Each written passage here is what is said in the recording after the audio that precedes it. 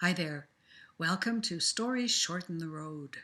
Here's another story for a winter's night, or a winter's afternoon for that matter.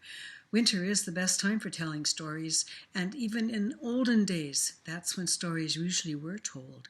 And I think it's probably because everyone was just way too busy in the summer. And everybody wanted to be outside. At any rate, this story comes from a time when all the animals could talk to each other. And perhaps that still might be the case.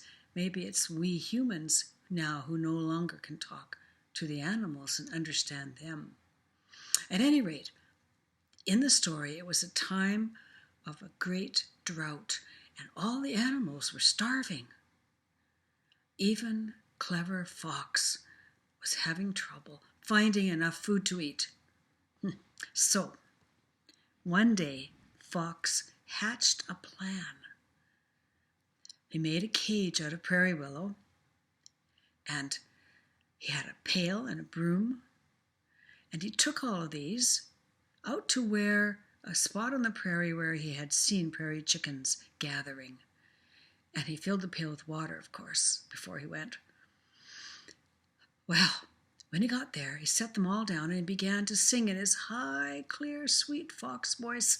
And, well, around here where I live, near River Hills in eastern Manitoba, I've heard fox singing, and perhaps you have as well. And even there's foxes around Winnipeg, so you might have heard if a fox sing if you live there. At any rate, Fox sang in his clear, sweet voice, and the prairie chickens being curious, the flock came out all together and looked.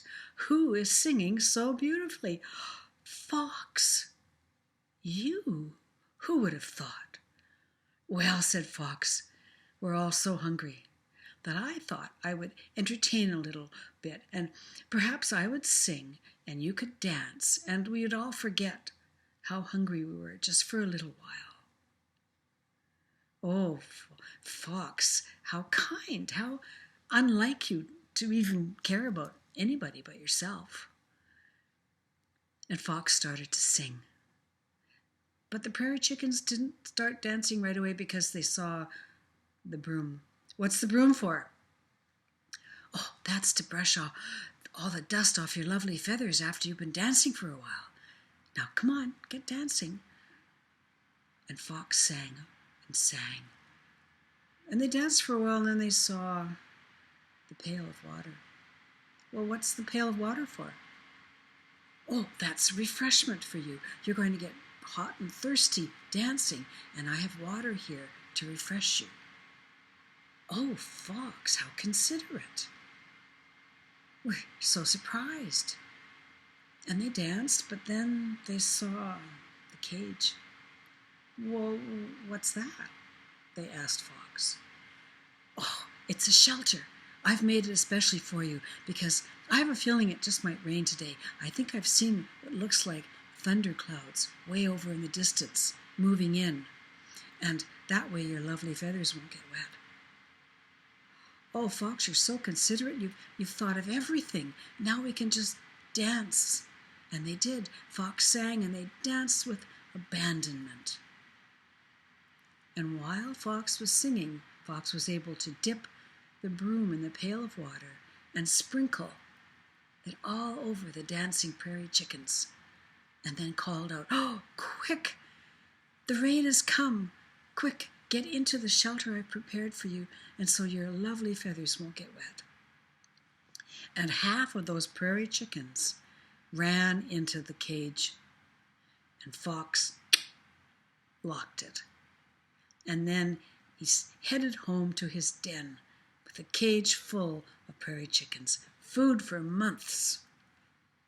But on the way, he met Coyote. Now, Coyote is always hungry and always out looking for something and very curious. "How is it," said Coyote, "that when we're all starving, you have a cage full of prairie chickens?" And Fox bragged to Coyote, saying how he had trapped and tricked those prairie chickens, and that Well, Coyote could do the same because there was half of them were left, enough for months of food for Coyote. And he said, you can even use my pail and my broom, but you can't use my cage because it's occupied with food for me. No problem, said Coyote. I can make a cage. And he went down to the edge of the river and he cut some prairie willow. And he made a humongous cage because he was really hungry. And he took all these things to where Fox said he'd last seen the prairie chickens. And he set them all down and he began to howl. Oh, it was a terrible din. And the remaining prairie chickens, being curious, came out where they were hiding. Who's making such a terrible noise? Oh, it's you, Coyote. What do you want? Well, I have to eat. Now, get dancing so I can eat.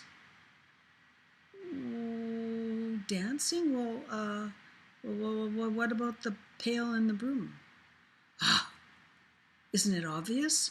You think it's to dust off your lovely feathers and to give you water, but of course I want to sprinkle you with water so you think it's raining. But I can't do that if you're not going to start dancing. Ooh! And he sang, well, if you could call it singing. And they all kind of went, ooh, and they just stood there. They didn't move. Well, we understand about the pail and the broom, but what about the cage? Oh, you think it's a cage. It's a shelter. And when I can sprinkle you with water, you'll think it's raining. You'll run in the shelter. Then it will really be a cage, and I'll take you home and eat you. But none of that can happen until you start dancing. Now get dancing. Ooh! And Coyote sang and sang and sang, but the prairie chickens just stood there. Just stood there. Well, okay, we understand about everything now except for one thing. Yes, said Coyote. How do we get into the cage? Well, head first, of course. Isn't it obvious? Yes, but how does the rest of our body get in then? Oh, you stupid chickens. Look, I'm going to show you once, so pay attention. And Coyote walked over to the cage, put his head in, and he said to the prairie chicken, see, if I put my head in, the rest of my body follows. And so now he was completely in the cage, and the prairie chickens ran over and closed it and went and locked it. And they all ran away. And if prairie chickens could giggle, they would be giggling. Now, for all I know, there's a willow cage somewhere out on the prairie, and maybe there's just a coyote skeleton in it now. But it just goes to show you, most of us can only be fooled once.